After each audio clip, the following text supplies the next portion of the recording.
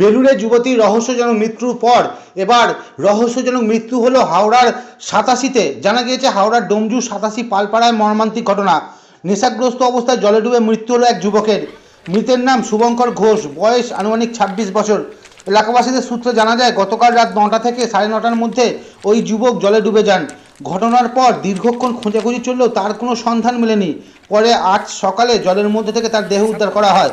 খবর পেয়ে ঘটনাস্থলে পৌঁছায় হাওড়ার বাঁকড়া ফাঁড়ির পুলিশ। পুলিশ দেহটি উদ্ধার করে ময়নাতদন্তের জন্য পাঠিয়েছে এবং ঘটনার তদন্ত শুরু করেছে। এলাকাবাসীরা জানান কিভাবে শুভঙ্কর ঘোষ জলে পড়ে যান সেই বিষয়ে তারা কেউ নিশ্চিত নন। তবে ঘটনার তদন্তে বাঁকড়া ফাঁড়ির পুলিশ সূত্রে জানা গেছে ময়নাতদন্তের রিপোর্ট এলে মৃত্যুর প্রকৃত কারণ স্পষ্ট হবে।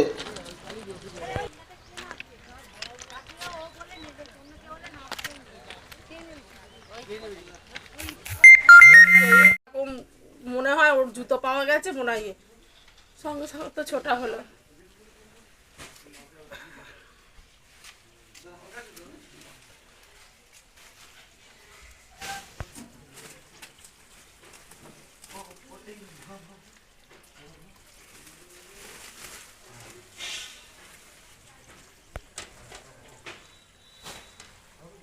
তাকে খুঁজবো কোথায়, আমরা তো জানি না। 9টার সময়, 9:30টার সময় একজন এসে 8:30 পৌনে 9টা নাগাদ বলে গেল যে এরকম পুকুরে পাড়ে ওর কিছু জিনিস পাওয়া গেছে, ওকে পাওয়া যাচ্ছে না। নইলে আমরা তো জানি না, আমরা জানি ছেলে 11টা 11:30 বাড়ি চলে আসবে, যেরকম আসে রেগুলার ড্রিঙ্ক তো করেই সারাক্ষণ, কোনো সময় ও ফাঁকা মুখে থাকে না, আসে খায় দেয়, ঘরে ঢুকে পড়লো খেয়ে দে। এবার কালকে তো ব্যতিক্রম, অত 8:30 মানে ওর কাছে সন্ধ্যা। তখন যদি দেখতাম যে ছেলে আমাদের 11টা বেজে গেছে তখনও আসেনি, তারপর আমরা না খোঁজাখুঁজি করতাম।